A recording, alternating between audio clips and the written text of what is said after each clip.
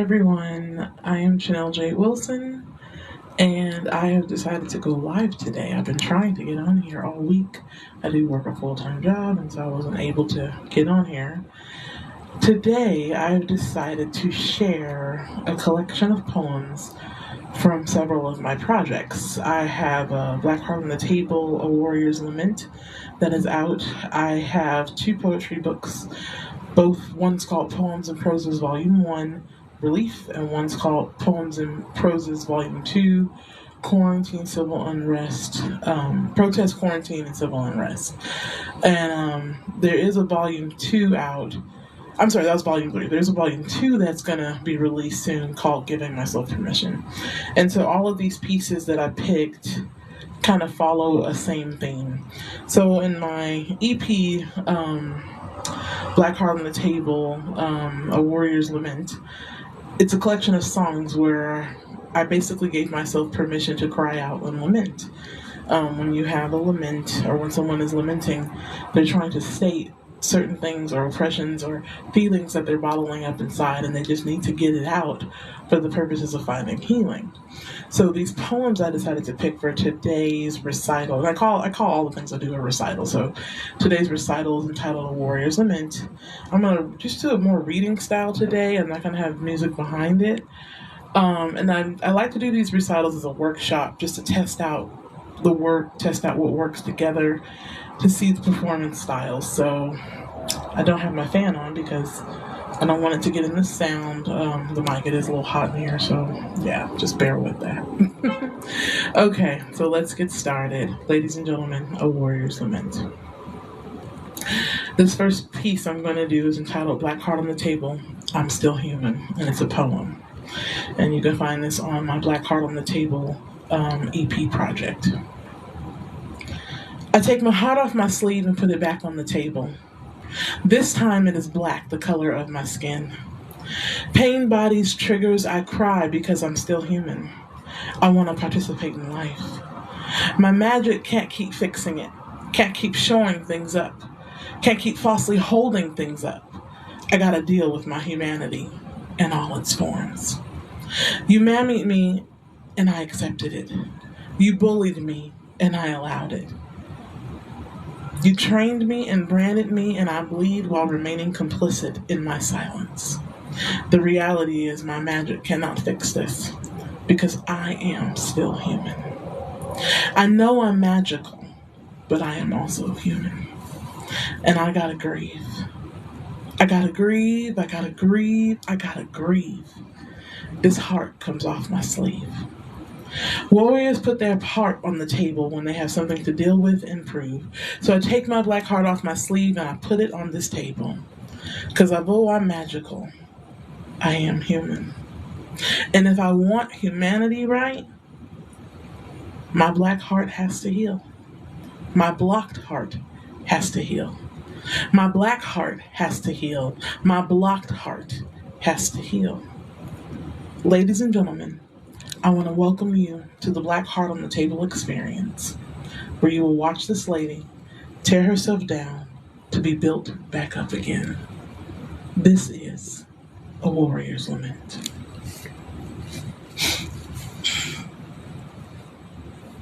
I thought I had like a little towel in here, so I wanted to put my fan on, but I'm not because the sound will get in here, but it is a little warm in here, so we're just going to get through it as best we can.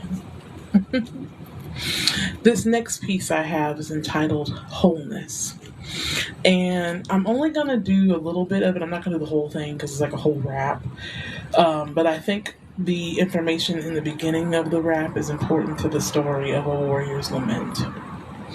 And so I'm going to do it a cappella without the beat. So y'all bear with me on this one.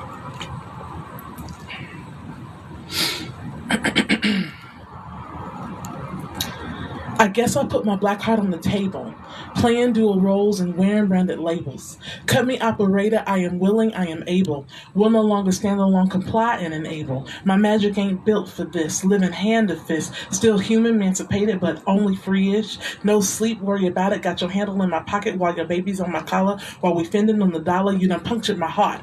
I see the control. Did you think I wouldn't lament and sing a song from my soul? Then you call me mammy mama, my libations are sore. Am I not native black woman and you call me a whore? Cause I be riding shotgun, trying to be strong, holding it down wrong. It won't be long. Even though my black heart on the table is pumping, it needs love so that it can properly function. Wholeness. I need wholeness. And that is just an excerpt of a longer piece that I have that's actually going to be on my Black Heart on the Table project. I believe it's going to be volume 2, the B-sides of a lament. Still working that out. Just going to do a couple of sessions pretty soon with my producer. It's been a long time coming because I started the project in 2020. Then we had the pandemic. Then I got sick. And now getting back to it. So that one was about wholeness. Okay, this next piece I'm going to do is called Prelude to Draw Near to Me. And on my project, Black Heart on the Table, I have, I'm not sure what, TikTok is telling me to do something on here. I don't know what, though. I'll deal with that later. But, so in my project, Black Heart on the Table, I have a piece called Prelude to Draw Near to Me. And so this week, I was spending time with that idea, and I wrote a new prose. And the only title I could give it was Prelude to Draw Near to Me 2, Part 2.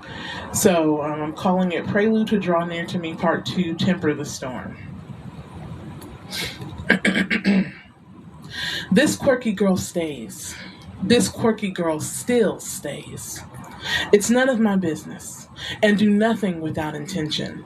These temporary life-be-lifing vexation and annoyance will not take my joy.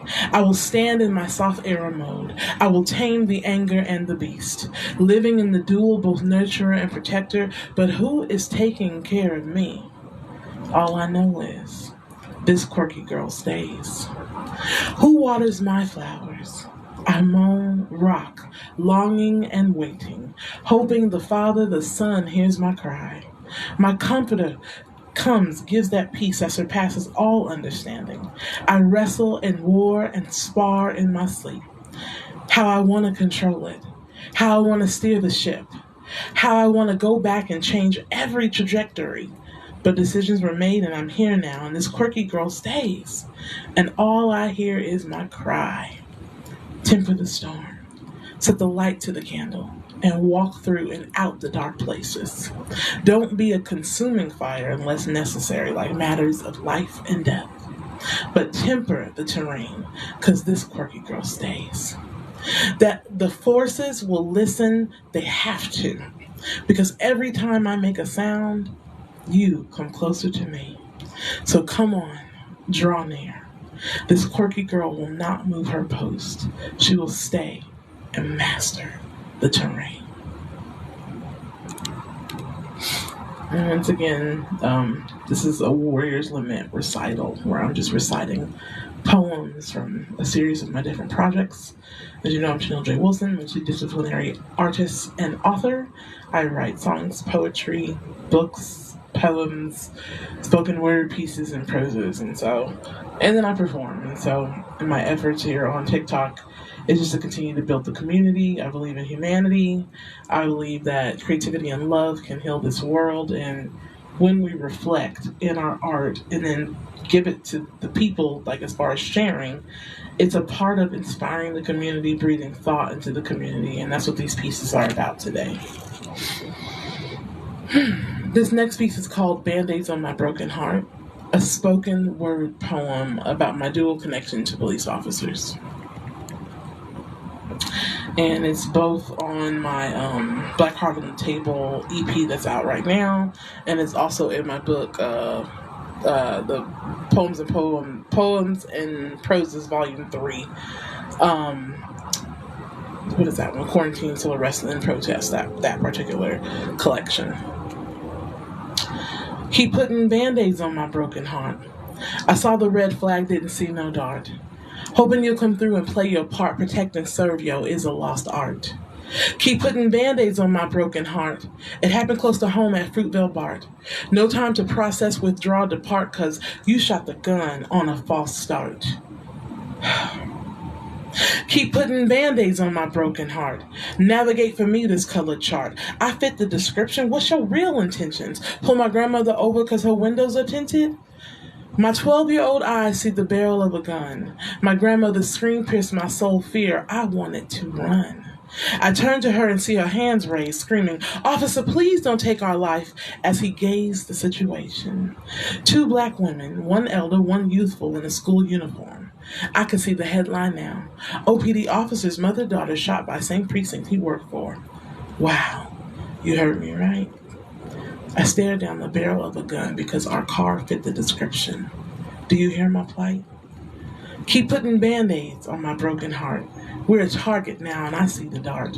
This feels like an auction block. What's the going rate? Will we ever overcome it? Is this our fate? I'm done putting band-aids on my broken heart. Protestant protest. I pick up my banner. It's time to march. And that was Band-Aids on My Broken Heart, a poem about my dual connection with police officers. My father served as a police officer, so I lived on an officer's salary. I'm also a black woman in America, and there are various things that we still deal with in America, you know, with the working relationship between police officers and the communities they serve. A lot of chasms. And so I wrote this piece to just speak truth to power and to speak about my experience of having someone who worked for the force and then also still having to deal with various profilings of being watched, an experience that my grandmother had and I had back in the 90s. If you're joining the live, please click like. Let me know your responses. Comment if you like some of the pieces. If you want to, finger snaps or emojis. If there's gifts you want to provide in the live, please go ahead and do it. Any feedback helps supports the project. Likes definitely help with the platform and going live. And like I said, I'll definitely go more live as time allows. I do work full time, and I also have a child that I homeschool. So my time is always pulled between the two. But I'm an artist nonetheless. I'm sensitive about my stuff. But I like to come on here and share. And so I definitely send in my efforts to go more. I'm actually doing a 30 days of content. So what I'll do is I'm going to take these pieces that I do today and I'll chop them up and post them throughout the week for those who couldn't make the live, and then I'll share them across all my other social media platforms as well. You can follow me on my website at ChanelJWilson.com, as well as here on TikTok. I'm on YouTube under Chanel J. Wilson. I'm on Twitter under Chanel J. Wilson, and Instagram. I do have a Facebook. Unfortunately, the music page is in some kind of locked mode right now. I think I was singing one of my songs or played one of my songs and it flagged the algorithm. So I'm trying to get that unlocked. So if you want to go in there and click like, you can still do it. I'm just not doing anything in the platform right now so I can get it unlocked. But the show must go on. This next piece I'm going to do is entitled Identity. It's both in my book, Poems and Proses Volume 1 Relief, and I did release it as a single, so that I do have one out there with music. I'm going to do it a cappella today because I'm doing it in tandem with the other two poems that I wrote that are coupled with it. So I decided to do a cappella today so that I can keep the theme going with the story of identity. Identity, a poem. I look in the mirror. I pause, turn my head right side, left side, bat my lashes, smile a bit, pose a little, give myself the sexy eye, playing with my camera phone, hoping, wishing, gawking, trying, fronting, my image amuses me. What am I looking for? I think I am looking for identity. What am I searching for? My dignity? What am I searching for through this mirror, through this terror? I am lost, all alone, trying to find my own. I just want to belong. I just want to belong. Hey, mirror, can you help me find my identity? This piece is about FOMO. And when I wrote it, I didn't have a touch screen phone yet, but I did have a flip one, and filters were really popular when we were on social media, and I was finding myself always taking pictures and selfies and then looking at what filter I wanted. And so I wrote this piece because our behavior as humans were changing when it came to in contact with social media and these phones. So that's where that piece comes from. If you just joined, please like the live if you're enjoying what you're hearing. Please comment feedback on anything that you like. I'm Chanel J. Wilson, multidisciplinary artist and author, and I'm just doing a series of poems, a collection, and I decided to title today's recital A Warrior's Lament, and that's for anyone who just joined in. Welcome. Okay, this next piece I'm going to do is entitled In Comparison to Identity. And it's also a poem, once again, it's coupled with the one I just did before it. I'm trying to see this glass as half full and not half empty. I'm always taking selfies, hoping I'm still pretty. I want to look in a mirror without rose-colored glasses. I'm being blatantly open with this image, embracing it before I put in a casket, honest with my skin, its hues, my moles, my flaws, my hidden beauty. I need to age gracefully, embrace my present presence truly. It feels good to know that trouble don't last always, and that if I laugh more and add life to my years, I'll see better days. I recite these affirmations as I contemplate the various negative feelings inside, feelings so coarse, so deep, and irritatingly painful that I just want to sedate and hide. Get behind my addictions laced with gimmicks and masks, stuff my face and even dabble in fantasy, all to ignore the task. The reality is, that smile on my face has been painted. Years of strategic training through fear, manipulation, and mind-controlling agents. Passed down generations after generation. I can't blame them. We hate ourselves because they hate us. Collect the money, and when we are due, push us back far behind the fence, trapped in ghettos like cages we are subdued, questioning concepts of love, our ideas, our humanity, and all our true heart's desires and dreams. Pump us up with doctrine, oh, just keep studying, eventually you'll become so that you'll forget it's all a scheme. Isolate us from our kinfolk, and even own friends. Make us socially challenged misfits so that we can't identify or blend in. Set an unattainable standard, my phenotype will never fit your ideal. I'm stuck here like my ancestors toiling the field. My identity has been scattered across continents. I have adapted just to gain a sense of semblance. It's the catch-22. All I got is my pride and dignity. I gotta accept who I am and wear that proudly. It's my comparison. It's my identity. And that was in comparison to identity. And I wrote this piece in tandem with the first one I did, identity. With the first one, I was dealing with the filters, FOMO, looking at myself, looking like, okay, who am I? What am I looking for? My dignity. And then with this piece, I needed to just do the comparison, like, okay, let's go a little deeper. What is it? Dealing with my face, dealing with my phenotype, dealing with being American, but also being, African American, and seeing that being diametrically opposed to one another at times, dealing with being a church girl and certain ideals, and then unlearning some of those ideals as I became a full-grown woman, becoming a parent, and then just seeing how society is with us, how billboards will say you need to look one way while you're trying to embrace the various differences within yourself. So it was me just trying to speak truth to power and speak the lament of what it is I was experiencing when I looked in the mirror or when I looked on these phone filters, of trying to just grasp a hold of who I am as a human being. And I know a lot of us go through that with this whole social media society. So that's what that's about. This next piece is called Identity Confronted, a poem. It is hot in here. Short-term borrowing for long-term commitments. I'm going to do that again. Short-term borrowing for long-term commitments, my mind wonders. Right now is what I want, but yesterday's credit still ponders. Because pent-up emotions and unexpressed grief, doubt surely rising, quieting my belief. It's overdue.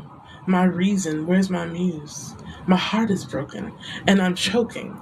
I'm losing my fuse. Wrap my finger around my hair, can I pull out my idea? Looking in the mirror, I stare. today I can bear. So many phrases running through my head. Maybe I should eat, or should I just go to bed? This twisted slave-like thinking has got me shackled. I'm crying desperately. I wish I was like a computer. Just shut me down. Count to 10 and restart. Reset, fix the hard drive. Or is it my software? How do we code check these feelings? I gotta confront these bugs in my identity. And this poem, once again, is still running on the theme about identity. And like I said, this whole piece that I'm doing today is called A Warrior's Lament. So I'm giving myself permission to discuss the things about what we do in our secret human behavior moments when we're kind of like, in the mirror or whatever, doing those little things.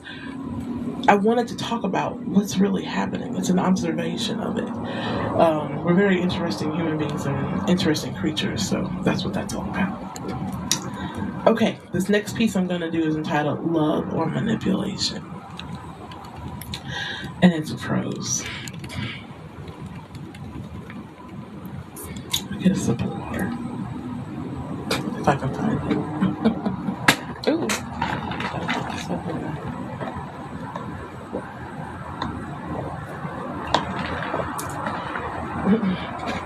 Okay, here we go. Does he love me, or is this manipulation? I find myself asking that constantly. I'm the girl with her heart on her sleeve, with the flower-picking petals saying, love me? Love me not? Love doesn't equal manipulation. Love or manipulation. Is this love or manipulation? Just when I get my hopes up, here he comes, big and bad, wanting to treat me tough. Abrasive. The controlling, insidious actions of a narcissistic being making me question everything within myself inside. I provide stimulation. I know I have what he wants, but it's my heart that he doesn't want. I feel like I'm being manipulative too. I'm tired of being blue. I just want love, reciprocity, even, but all I get is this ideal, this longing. This cold, dry shoulder actions that scream, you're not good enough. My value, my worth, I question. Why do I hold on? Why do I attract this? Suddenly, like a vision, memoirs and images of dual war upbringing flood my mind and answer this rhetorical question. Broken family torn apart. My heart was split. It ached. It was misunderstood, so they barked. We are human, and nobody's perfect. The fault was the dysfunction in the breakup. The responsibility to heal from the dysfunction is my own. Yet I am now chasing something I lost. I just want to win. But we lost. We lost. We lost our status of kin and became enemies. Instead of unconditional love, this conditional thing entered. And I was trained to do tricks for love. Dual house blues not knowing stability. Our sense of well-being stripped of our sanity. How can one's actions tear down a household, a family? Bad actions outweigh good actions. Now we are divided. Now we are the broken family that strife built. But it's my responsibility to heal. I can choose to carry these wounds, hold on to this manipulative fool, or unearth the massive rock that covers my heart. It is the work involved that scares me. I just want to be loved, and I'm chasing something that doesn't want to love me. It's manipulation, and I know it. I hate this. I too am being manipulative, and I know it. I hate this. It's no way to live. What sense does this make? It's insanity.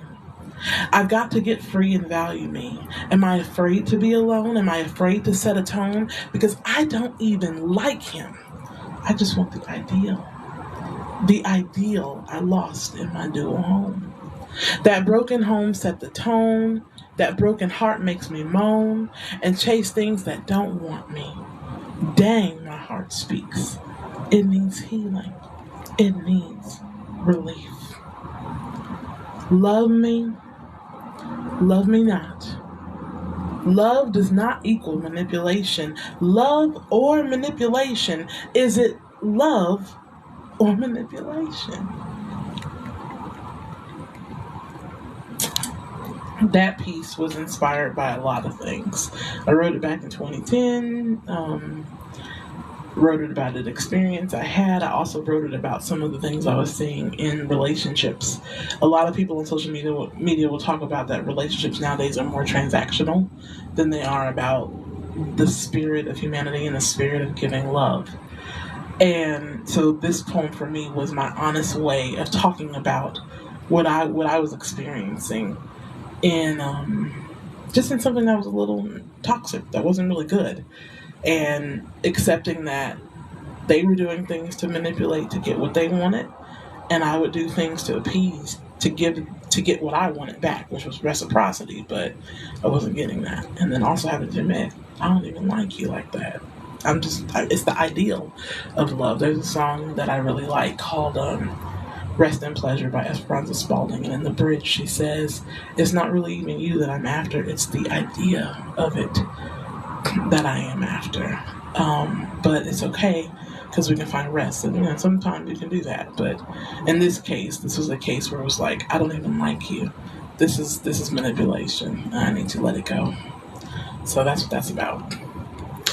This next piece I'm going to do is entitled Addiction is Real. Once again, I'm Chanel J. Wilson, if you're just joining, multidisciplinary artist and author. Today I've decided to do a series, a collection of poems surrounding a similar theme. My EP that's out is called Black Heart on the Table, A Warrior's Lament.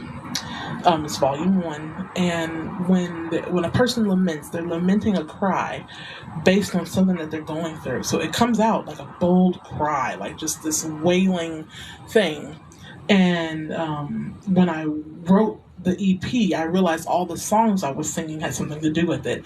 The series title called Black Heart on the Table, I open it with "This is my life." I say, "This is my life." And one of the thesis things from the story of that song is I gotta overcome this because my heart is overdue for love. With the Black Heart on the Table project, I'm writing about conditional love and how it impacts the human heart. And for me, it's me workshopping out my own life. I'm a 42-year-old woman. I've had some experiences, and just with the experiences that I've had and being an observer of life and an observer of human behavior, I'm realizing, I'm seeing a whole generational shift and change. And I remember a time when it was a little bit different, and I remember how it is now. And so I feel like with the poems that I write and the lament that I cry in some of these things, it can help humanity just do like a check-in. Just look over what's going on and see if we can do something with our secret human behavior, or our behavior that we don't really check. We just let happen. We let the action happen, but then we don't correct the root of it. We let the symptoms of it, but we don't deal with the roots. So this next piece I'm doing is entitled Addiction is Real. This is actually an abridged prose that I did release. And I wrote it during the quarantine. A lot of people, when they were in the quarantine and you're stuck in the house with your relationships, they were finding themselves in just moments of dealing with the reality of what their relationship really was about, because they weren't dealing with the hustle and bustle of life. And for me, I experienced that as well. And I had to write about it to really just for me, when I write something about it, it means I'm dealing with it and I'm ready to be done with it. And so I titled this Addiction is Real. It was actually a lot longer, so I had to shorten it for the book that I wrote and put it in. And then also the plan is to record these and do like an audio book or put it on Bandcamp of some sort. So this one's called Addiction is Real in abridged prose. Why do we chase addiction? Why do we consume? The struggle is real. Addiction is real, but we judge, using the label crackhead and sedate mental health issues all day long. Confuse dysfunctional behavior with actual personality and say, that's who they really are. It is unfair, the false narrative judgment. This quarantine has brought out the highs and lows of everything suppressed. I was reminded of a time in my youth. I remember this man saying, they put dollar beer in the black community. In his conspiracy theory drunken rant, he spoke truth to power. It's like an elixir. F's with your mind, got us going crazy. I think it's attached to our melanin. But I like Dollar Beer. He said that over and over again. But I like Dollar Beer.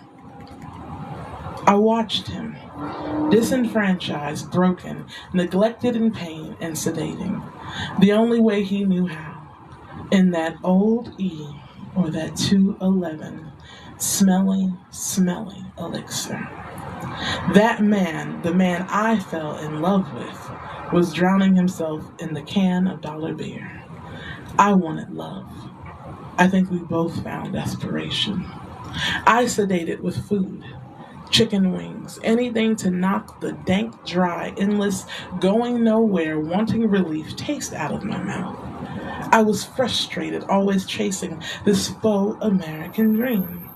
My Black American conditional love conditioning slapping me in the face every time. My Black womanhood causing people to Jim Crow caricature stereotypically, judge me, and act accordingly. Call me everything but my God-given name. Met with aggression, hatred, and disdain. The stresses of this cold, cold world had all of us pressed. At night, we found warmth in our bed and woke up and made war during the day. Our vices were killing us, and in the process we bidirectionally threw insults and fists and knives and cups and plates.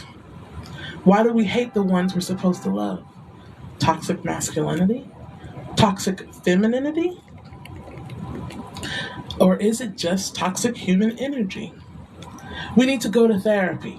Our government owes us therapy for this PTSD. Why are we humans so toxic? It's the unchecked dysfunction brewing within our souls. All the stuff we've seen passed down generation to generation. I just wanted to succeed and win, but we became a statistic in this land.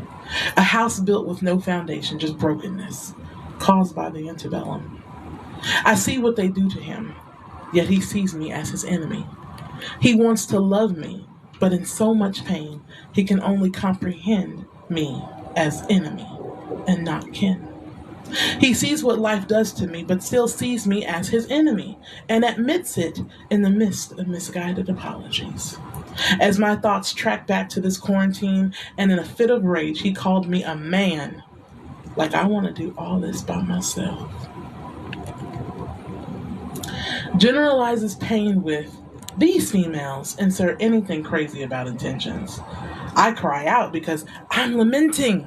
I'm saying, I need help. I'm not giving you fault. I'm crying out. And I do hear the same cries coming from the man's direction as he sedates in that Dollar Beer. How do we resolve these issues, grievances amicably without killing each other? Because that's what they want. This quarantine has brought out so many highs and lows, reading reports of domestic situations ending badly, men and women going to early graves, and now we are all pressed, boxed in with our pain, unable to fully sedate the way we want to, need to, so we lash out. We both are in pain. I guess I'll take my black heart off my sleeve and put it on the table for examination. I'm tired of this pain beat banging on my chest. These vices are killing us.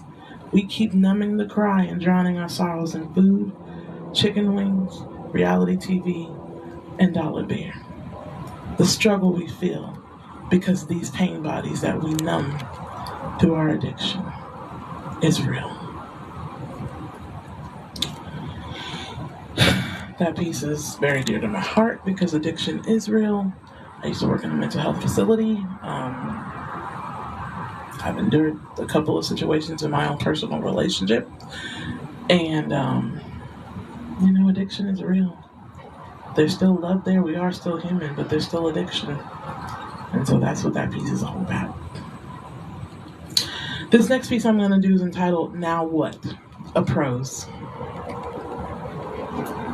It's actually a short piece, but I think it's really appropriate. It's just that I'm tired from having given me... I'm going to do it again because I'm getting tripped up on words. It's just that I'm tired from having given my all already. They all ask too much of me. And because I was so young and impressionable, I don't have anything left to offer myself. I want to overcome these feelings. I want to change, but I don't want to force the future and recreate another cycle and mess up kids because I didn't have a place to let go of the blame. I'm frustrated. So many ideas, so little time. When it's over, will I have what I want and release my gut? I should just let it all go and ask my worries, the age old question: what the heck do I want in this moment? Now, what? We are now coming to the end of my recital of Warrior's Lament. This last piece I'm going to do is entitled Love Who Has It. And I wrote it back in, I want to say it was like '05. We used to have this thing at my church called Cafe Charisma, where we would do poetry.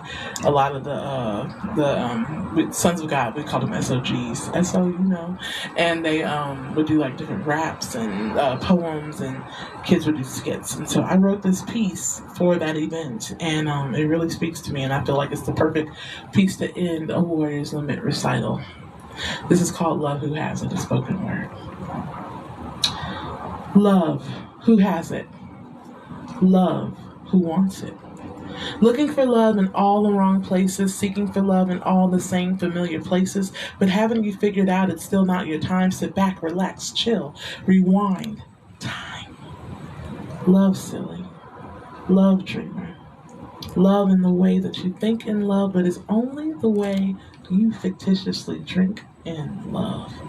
Suicidal love, part-time love, love that is not really love at all. In the meantime, love you. Love you. You love you, don't you? I'm Chanel J. Wilson, and that was my recital entitled A Warrior's Lament, a collection of my poems and proses that I've written across most of my platforms. You can find more information about me on ChanelJWilson.com. Also on this platform on TikTok, if you just click my link in the bio.